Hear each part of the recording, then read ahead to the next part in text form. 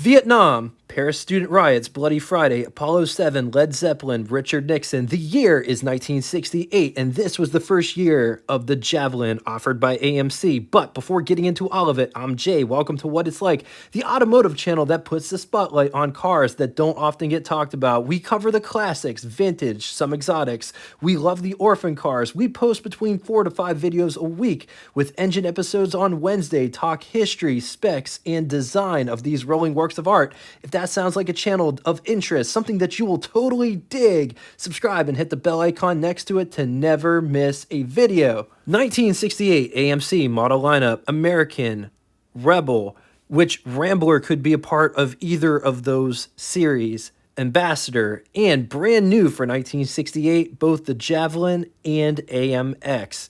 AMC would offer the Javelin from 1968 to 1974 in 2 generations. 1968 falls in the first generation, which had a production run from 1968 to 1970. It's worth mentioning 1970 did see a redesign, designed by Dick Teague.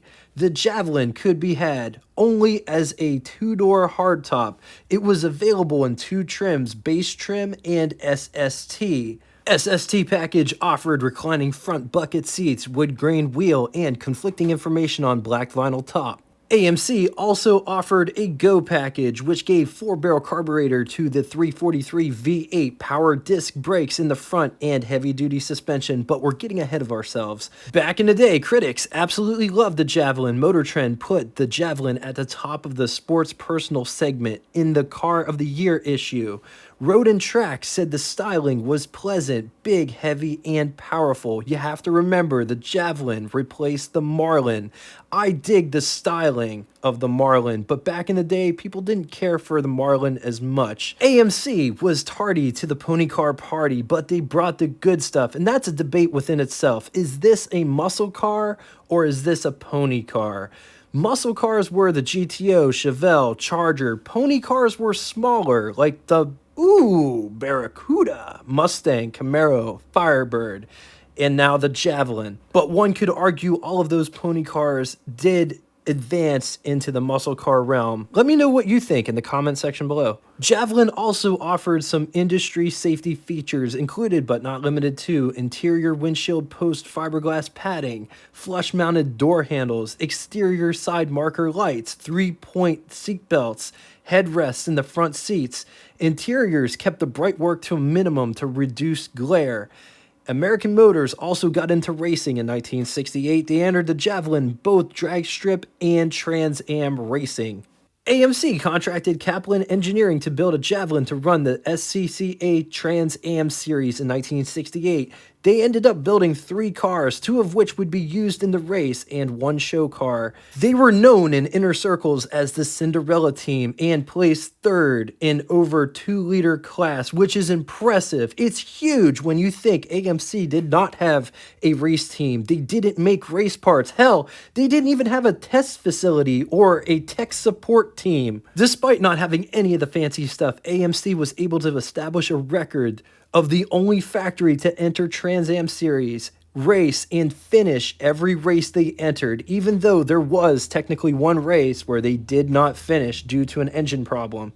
Let's talk specs. 189.2 inches long, 71.9 inches wide, 51.8 inches tall. It rides a wheelbase of 109 inches. It weighs 2,820 pounds. Price, $2,580, which is equivalent to you spending $22,762.27 in the year 2023. What a bargain. But I will say the base price has a inline 6. Total AMC production was 446,781 units, of which Javelin's broken down into 2 segments. The base model Javelin was 29,097 units. SST was 26,027 units. Moving on to engines. AMC offered a plethora of different engine options, starting in the basement, 232 cubic inch displacement, overhead valve, inline 6, 3.8 liters. It's good for anywhere between 145 horsepower with a single barrel carburetor or 155 horsepower with a two barrel carburetor at 4,400 RPM, bore of 3.8 inches and a stroke of 3.5 inches. Compression was 8.5 to 1 when backed with a 3-speed manual transmission. It's important to note that these numbers are just a jumping off point. Theoretical top speed 106 miles per hour, 0 to 60 12.2 seconds, while achieving an average fuel economy rating of 15.7 miles to the gallon. Moving on to the first V8 option, 290 cubic inch displacement V8, overhead valve, 4.7 liters. It's good for 225 horsepower, 4,600 RPM, 285 pound-feet of torque at 2,800 RPM with a bore of 3.8 inches and a stroke of 3.3 inches. Compression 9 to 1, 5 main bearings. When backed with a 3-speed manual transmission, theoretical top speed is 118 miles per hour. 0 to 60 could be had in 8.5 seconds. Average fuel consumption, 14.1 miles to the gallon. Moving on to the spicier engine options, 343 cubic inch displacement, overhead valve, 5.6 liters. It's good for anywhere between 235 horsepower with a two-barrel carburetor or 280 horsepower at 4,800 RPM, 365 pound-feet of torque at 3,000 RPM. Bore of 4.1 inches and a stroke of 3.3 inches. Compression is 10.2 to 1. The 343 could be equipped with the Go package. Sources conflict about the disc brakes, but power brakes, dual exhaust, 4-barrel carburetor, polyglass tires. When backed with a 4-speed manual Borg-Warner T10, 0 to 60 could be had in 6.6 seconds. Theoretical top speed, 124 miles per hour. Average fuel consumption, 12.3 miles to the gallon average. It'll do the quarter mile in 14.9 seconds. So this one's conflicting. Offered mid-year 1968, 390 cubic inch displacement, overhead valve, V8, 6.4 liters. It's good for 315 horsepower at 4,600 RPM in the Javelin. 424 pound-feet of torque at 3,200 RPM with a bore of 4.17 inches and a stroke of 3.57 inches. When backed with a 4-speed manual transmission offered by Borg-Warner, the T10, 0 to 60 could be had in 5.8 seconds. Theoretical top speed, 130 miles per hour. Average fuel consumption, 10.5 miles to the gallon. It will do the quarter in 14.4 seconds. 3 transmissions on offer, 3-speed manual, 4-speed manual, and 3-speed automatic. Let's talk chassis. This car is unit body construction, meaning the body and the frame are all one piece. Front brakes and rear brakes use 10-inch drums unless you got the Go package, which conflicting information have 10-inch disc brakes. Front suspension uses twin ball joint with coil springs and sway bar. Rear suspension is semi-elliptical leaf springs. Talk styling. Just look at how these bumpers are designed. Notice the turn signal indicators right here. Also notice how these bumpers are angled up. They come up here. It's square bezels with a round light. Grill's all blacked out. Nice Javelin badge there. Coming up to the top, it's got this nice center line. Also check out these mock scoops. A nice cowl here. Let's check out the center line here. Runs the belt line of the car. The wheel wells do flare out. And then the belt line continues. Just look at how below the line it bevels back in. Comes down to this nice textured rocker trim down at the bottom.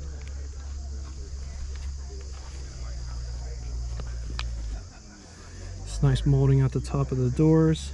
So look at all the stainless around the windshield as well as this top.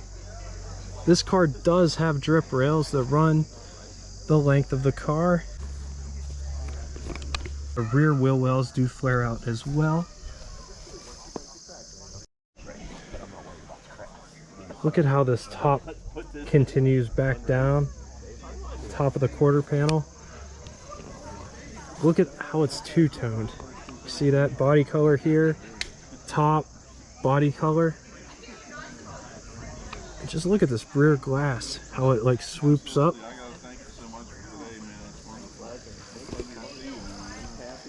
Nice AMC badge there, as well as center line here coming down to the key. Javelin.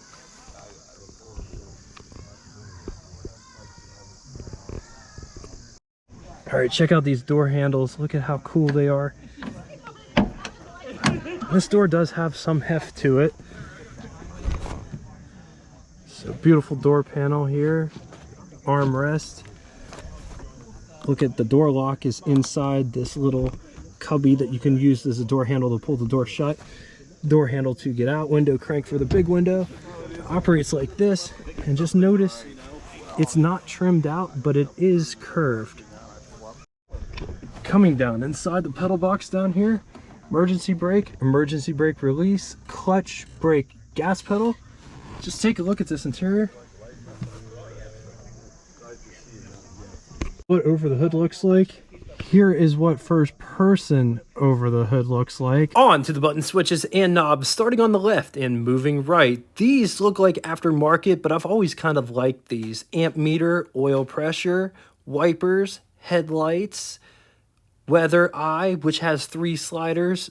The top one is defrost, air, temperature, brake release, tachometer, speedometer with odometer, and left-hand turn signal at the bottom.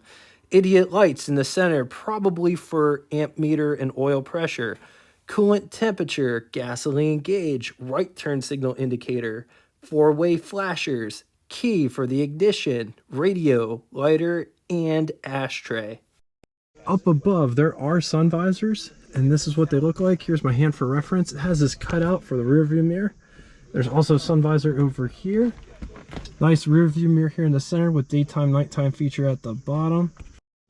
This car, the quarter windows go down as well to give it that hard top convertible vibe. I'm not going to put them all the way down. I just wanted to show you that they do go down. Getting under the hood, it's pretty straightforward in this car. There is a hood release right here. It's all one motion. And there it is. 343. Battery box is right there. This one has an alternator down inside. Power steering. This one's got dual master cylinder with power brakes. Windshield washer is in the bag over there. On the positive side, these are just different than your average Camaro, Firebird, Mustang. And if you know me, I love different. Why these just didn't catch on is beyond me. They get decent fuel economy, all things considered, 4-speed on offer, timeless design that still looks good. Against it, they are overshadowed by the 2-person AMX, which was also underappreciated for what it was. Unit bodies rust out easily, so be sure you scrutinize this. If you're thinking about buying one, make sure you look in all of the holes, because water likes to get trapped down there and they just rot out. All right, now it's time for Would You Rather. 2 scenarios today. Would you rather have a 1968 Mustang Coupe or a 1968 Javelin or 1968 Camaro? I'm going to leave this here for a minute. If you need more time, feel free, pause the video. Moving on to the second scenario. If you were to pick an AMC muscle/pony car, which one would you pick? 1969 Rambler Scrambler or 1968 Javelin or 1970 Machine? Once again, going to leave this here for a minute. If you need more time, feel free, pause the video. Now it's time for Name That Tune. First person to get both the name of the band and the song title correctly in the comment section will have their comment pinned to the top of it. That one might be a little hard, so I'll give you guys a little hint. It is from the 60s. Thank you all so much for coming out and watching this. I really do appreciate all you guys. What you guys bring in the comment section, it really touches me that you guys dig this channel. If you'd like to get in touch with me, shoot me a comment in the comment section below, or check out our Facebook group that correlates with this YouTube channel I call the After Party. Also, I wanted to tell you guys, I am going to Hershey. I'll be there next Wednesday, Thursday, and for the car show on Friday. If you want to meet up or hang out or whatever, I'm totally open to that. Just shoot me a comment in the comment section below, and I'll try to meet up with anybody that wants to meet up. Until next time, toodaloo! I'm picking up good vibrations. She's giving me excitations. I'm picking up good vibrations. She's giving me excitations. Good, good, good, good vibrations. Bop, bop.